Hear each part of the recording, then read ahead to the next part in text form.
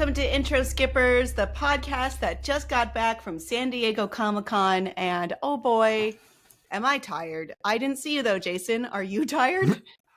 I am very tired, and I saw you, but you didn't see me, which sounds creepy. And it is. But not if you know where you were broadcasting from.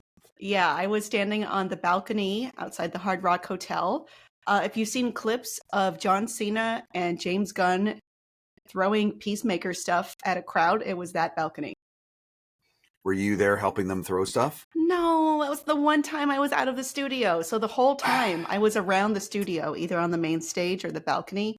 But John Cena, dressed as Peacemaker, with the rest of the cast of Peacemaker, and James Gunn came by. And apparently it was the most fun thing that ever happened when I was at the Futurama shoot, which I chose to be on because I love Futurama. Sure. But man, I wish I could have seen both. Speaking of, I saw a great Bender cosplay. Those are always a little hard. Yeah, somebody got it really right. Like the whole top head was like perfectly shiny, and it looked like it was all one piece. I don't know if they maybe 3D printed that part, but it was really cool. Yeah, some benders are matte and some benders are shiny. Yeah, this was a shiny one. Okay, you got a shiny metal ass. Mm-hmm. And I happened across the Galactus. I had no idea about the giant Galactus. He was the talk of the town, but I just happened to be at the right place at the right time. And I took a video of Galactus, and it was great because a little girl looked up to Galactus and said, "You're awesome." And he said, "I know." Whoa, she doesn't know what he does though then. No, definitely not. I mean, you know, he was just a cool little girl, look out. But okay, so we'll back up. Some people listening may or may not know what Comic-Con is, or they've been living under a rock. Comic-Con is. It's a really long-standing, massive convention. San Diego Comic-Con has been around for years. It is the pop culture entertainment mecca now. It used to be more about comics, but now it's more about entertainment. And that's why I'm there, I guess. So we hear all the big announcements, even though both Marvel and DC did not attend this year. There were plenty of fun and cool things going on. I thought it was a quite good year. And I was working the whole time on coverage, doing news rundowns in the morning. That's IGN's Daily Fix. And then we had interviews all day. And yeah, I broke some news, Jason. I know, you had an exclusive with my old neighbor. See, we're both involved. So I had the creators of Avatar: The Last Airbender and the I guess owners and founders of Avatar Studios, and that is Mike and Bryan, and they were awesome. I love talking to creatives. I mean, it's great to get actors because of course you're always like, oh my gosh, it's really them. But creators give you the details, and this time did not disappoint. So I just straight up asked them, who does Steven Yeun play in the new Avatar movie? Because it lists him as part of the cast, but no character name. And we have Aang, Sokka, Katara, Toph, all the main ones filled in, but we don't have a Zuko, and Steven Yeun is there. I mean,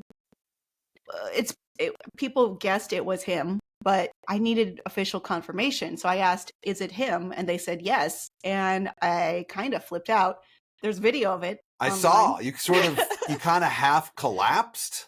I think I just started blinking and my brain was just like, whoa, I can't believe they did it. Because usually you ask a question like this and they don't give you a real answer. They just go, oh, I can't tell you. They go, just keep watching. That's what it always is. I hate that answer. So yeah, but they're trained to do that. But yeah, I don't know. These guys were chill. They were cool. And they were like, yeah. And I said, I didn't know that before. And they said, well, no one asked. So there's your lesson. Always ask. Even if you think they're not going to tell you, they might tell you, and it'll make your day. If you don't ask, the answer is always no. There you go. That's a good lesson for also me and other aspects of my life. But I scooped it, and now it's all over different news sites. It says in an interview with IGN, and then when you go to IGN, it says in an interview with IGN's Kim Horcher, which was nice to see. Yeah, so, that's great. Thanks to my IGN colleagues for putting that all together, and we all worked hard, and I'm very proud of you. But yeah, and then I got this, what you thought was a brain. It's actually a signed cabbage. Oh. Yeah, you can kind of see the reflection of my computer and you, weirdly. But let me take off the plexiglass. Hold on. Tell us about this cabbage. They signed the cabbage. Oh. And so did the voice cast. Oh, that's great. The original voice cast. So they brought you So I got this cabbage now. Yeah. Incredible. And I've been putting it on this softball display case. I love that that's become a thing. Yeah. My cabbages. My cabbages. It was a whole thing this year. They had a photo op and a cabbage merchant at the stand. And I thought, damn, that's cool. But it's really going to blow my cabbages bit that we're putting in the IGN video. Oh. Yeah, this was for a bit, but then they signed it, which was really cool. That's There's great. another cabbage, which my producer and friend has for now. So, Two cabbages. My cabbages, not my cabbage. I believe I was in that episode with the cabbages. Wait, who did you play? Because what was the name of that? What was the name of that episode? I mean, the Cabbage Merchant pops up in several episodes. Right, so but when his cabbage gets screwed up, when his cart gets screwed up. It gets screwed up every time. Well, I was in 6 episodes of that show, so the chances Jason are good. Charles Miller, Avatar, The Last Airbender. I'm doing it live. Okay. I see Jason Miller. The suspense. Jason Charles Miller as additional voices. Scary Prisoner. Mm-hmm. You're the scary prisoner? Mm-hmm. You got a name? You got a bald head, some nice tattoos. He's got like a snake tattoo around his neck. Around his arm. Yeah. Because they based it on too? They based it on me, and so they put a snake around here, but he still has an eyeball tattoo over here. Neat. When you see him. Yeah. Scary guy. You did it, Jason. Yeah. You're playing the scary prisoner. I got a lot of additional voices credits on that one. On working on that, which is fun. I'll have to listen closely, but sometimes your voices, I can't tell if it's you, which is a good thing, by the way. Yeah. I mean, I'm no some voice actors. I'm no Eric Bauza. I mean, but I can Eric Bauza is amazing. But king. But I can disguise my voice here or there. So if needed.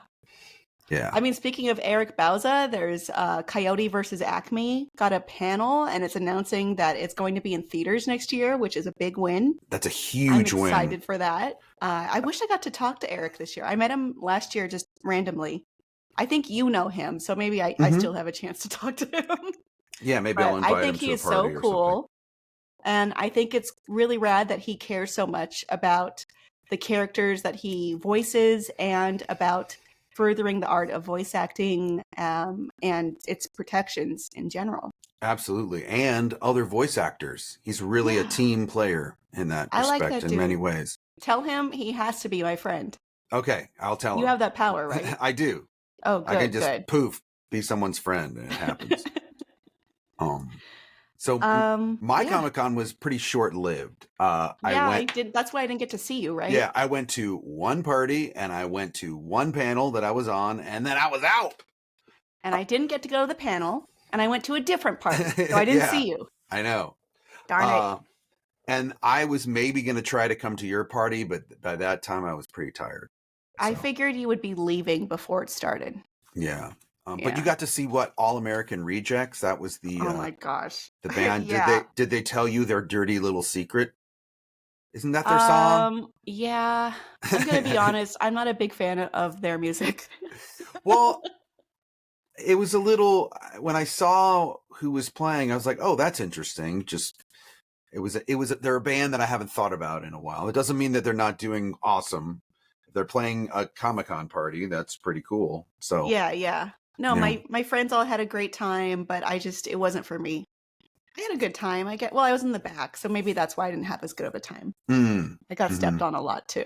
So how many parties total did you go to? 5? 3. No, just only 3. 3. Okay. I actually didn't go out Saturday night because I was so tired and dinner ran so long. I didn't get out of dinner until 9:30, and then I was just like, I don't want to go out, so I stayed in. Was it like an IGN dinner or something? No, I'm actually a freelancer, so I'm not invited to any team dinner because I don't have a team. But I went with my friend Kayla, who's another freelance host for IGN. Well, maybe next year we'll have an intro skippers dinner, and Yeah, only and our we'll only team will be invite there. us. Yeah, well. So long, losers. It's only us. Yeah, I had a fun time Wednesday. I was at the Spider-Man Magic the Gathering activation, and I had an interview, and it went so well, and I thought it was really cool, regardless or objectively, away from my interview, because they had this whole area where they taught people how to play Magic the Gathering, and they were giving like welcome starter decks and being just really inclusive and welcoming. And there's all this cool Spider-Man stuff around, like a Daily Bugle stand, a bagel stand where it gives you comics, J. Jonah Jameson's office. And then they kept telling me, you're going to want to stay because there's a surprise musical guest. And I said, okay, but who is it? And they said, we can't tell you. Even though we're kind of buddy-buddy now because of this experience we've had together, I'm not going to tell you. And I was thinking, this has got to be good, right? Right, They would right. tell me if it was a cover band. Right. But it was Run DMC. Oh, that's awesome. Right? Yeah. Yeah. Hello, Queens, hailing people like Spider-Man. That's and incredible. They performed, and they were so good. They were energetic. People were dancing. It was so much fun. And it was actually right across the hall from the IGN studios. And they were like, you can bring in any IGN person you want. And I was like, awesome, awesome. And I went in the hall. Everyone's gone for the day.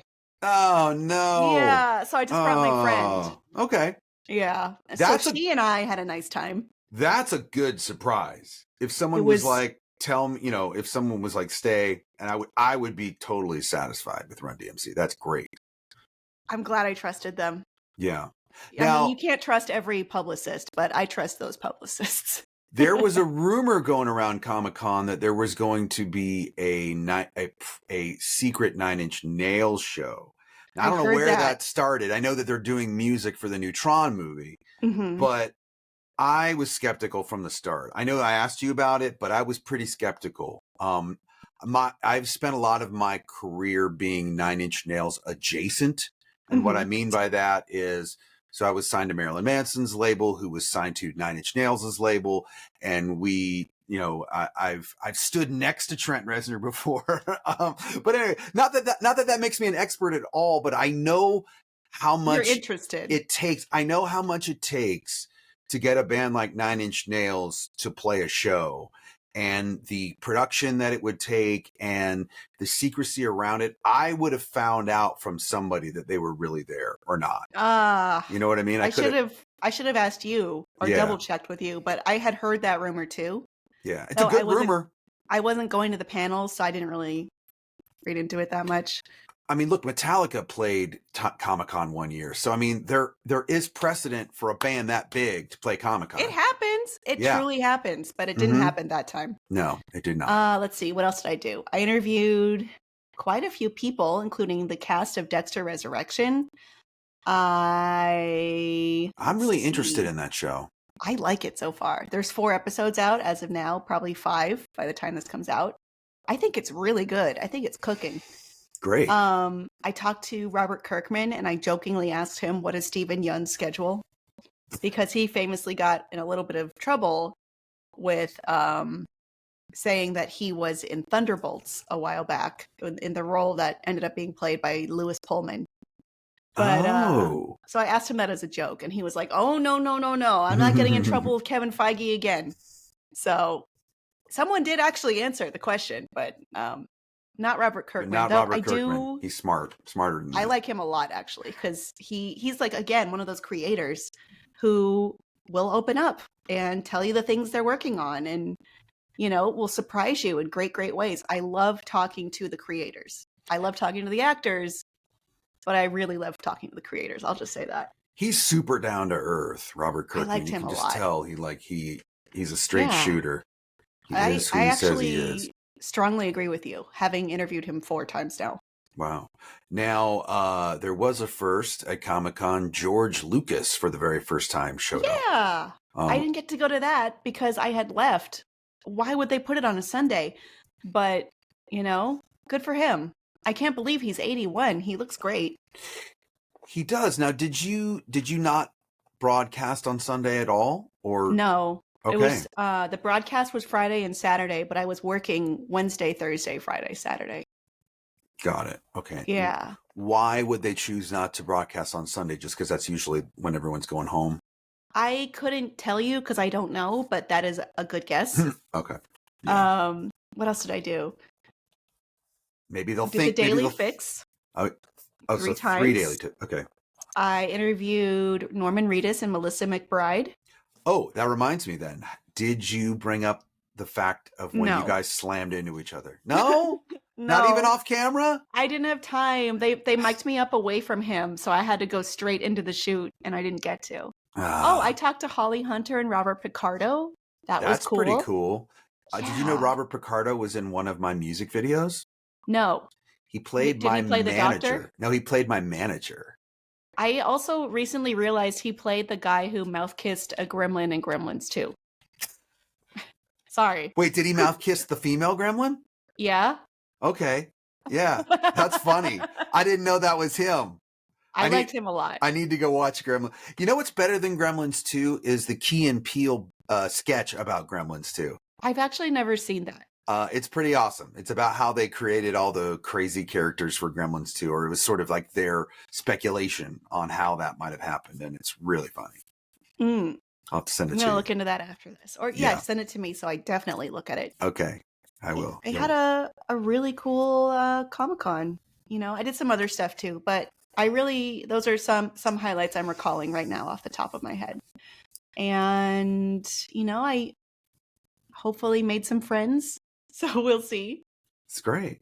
And go ahead. connected with old friends, except you, unfortunately. I know. Well, and we've connected in the past at Comic-Con, of course. But my panel and a lot of my activities were at the Omni Hotel, which is just across the street from Hard it's across Rock. the street, Yeah. dude. So that's why I saw you. That's why I saw you several times. I was in like, nice white jacket. You had like a cool white jacket on. I'm like, that's Kim. I didn't see that till way later, and I was like, okay.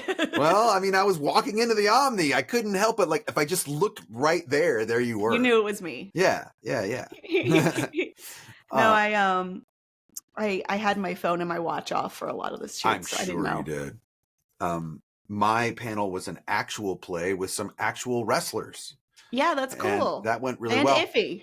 And Iffy. So it was three AEW wrestlers and Iffy. And I became the heel. So, I thought you were like the DM or the GM. No, were you not? Brandon Cutler, the wrestler, was the GM. I was a character named the Overanalyzer. And he became the villain. Like a heel. He became the villain very quickly. Did you go in with that as your script, or did you just make a choice in that moment? I made a choice once they started to really boo me over things. Then I just leaned into it after that. Why were they booing you? Because my character, as a musician, why were they booing you? Because my character was all about math, giving out math assignments. And then he said that in his spare time as a hobby, he did audits for the IRS. Oh, okay. So you kind of made a backstory where people wouldn't like you. Pretty much. Yeah. Yeah. All right. To cross this bridge, we must do some long division. Mm-hmm. Whoa! Is that what happened? Kinda, stuff like that. It was really just a PvP. So it was player versus player in a ring as wrestlers, but with, magical powers. Rad. Using D&D rules. Is it posted online anywhere? It will be in a few weeks. Okay. Yeah. Well, my stuff is mostly posted online, so go check it out. Go watch Kim's interviews. I know IGN puts out like 100 videos a day, but you can find me easily on ign.com/person/Kim Scorcher. That's all my stuff aggregated into one handy webpage. That's pretty cool. I mean, they do release tons of videos every day. It's kind of overwhelming at times, but yeah. It's all about volume, I guess. I couldn't tell you. I don't know. I'm not on that side of things. All you're worried about is quality interviews and quality product that you always do. You always gotta get that scoop. Mm-hmm. And you got it. Now, do you get a scoop every Comic-Con? No. So this is like really exciting. I don't get a scoop every year even, because it's like oftentimes you'll talk to people and they'll say, I can't talk about that. I can't talk about that. Oh, we'll check it out later. But they did it. And I was very pleased. And please tell your neighbor that he made me happy. I did. Yeah, you did. You did. Yeah. And so he said, oh, right. Cool. Yeah. Thumbs up. Yeah. It's fine. He doesn't need to care about it in the long term. I wish both of them well and the best for Avatar Studios, because I truly am a fan and I do like them putting out or continuing to put out their creative content. Yeah, I'm really excited for them. The amount of love that they put into the original and then the Legend of Korra and the world and lore that they've created and the background that they've done. It's so great to see that they're going to be able to tell more stories. Yeah, I'm looking forward to these. Oh my gosh, there's several Avatar projects coming out. There's a new Avatar, there's a movie, there's a game. Yeah. It's looking good. Good for them. Now, I guess we never explained that this was going to be a mini episode. No. Oops. So well, it'll be written. It's a mini episode, everyone. Because we're too tired. And too busy. I've been having a headache all day. I canceled my stream. I let my dog run around in the background. No, wait, I don't have a dog. Yeah, but mine's running around in the background. Well, maybe that means it's time to close this shop up for today. We did a mini episode because we were so very busy, but many cool things happened as well. And I hope you enjoyed story time, our internet friends. Thanks for checking in with us, and we'll be back next week, probably with a regular episode. There will be an episode. I'm going to Gen Con. I'm leaving for Gen Con on Thursday. I don't know if there's going to be an episode then. Is this going to be me? Well, Jason, I'll be back in time to record it, and we'll figure it out. We'll plan what we're going to watch before I leave. I watched the new episode of The Gilded Age, and someone gets hit by a horse and dies. What? Yeah, spoiler alert. Okay. I got to watch it. All right. It's so wild. There's lots of good stuff on. We'll find something. We'll bring it to you. Thanks for joining us. You're our buddies. You're my buddy, Jason. And we'll see you next time. Aw. Bye. Intro Skippers with Jason Charles Miller and Kim Horcher is produced and edited by Kim Horcher and Jason Charles Miller. The name order doesn't really matter. Additional writing by Kim Horcher. Theme song and incidental music by Jason Charles Miller. Take it away, me. You can rate and review this show, 5 stars only please, anywhere you'd like, and you might find your review read on a future episode. Got a question? Email us at introskipperspod@gmail.com. That too could be featured on a future episode. And if you haven't already, please subscribe to Intro Skippers on your favorite podcast.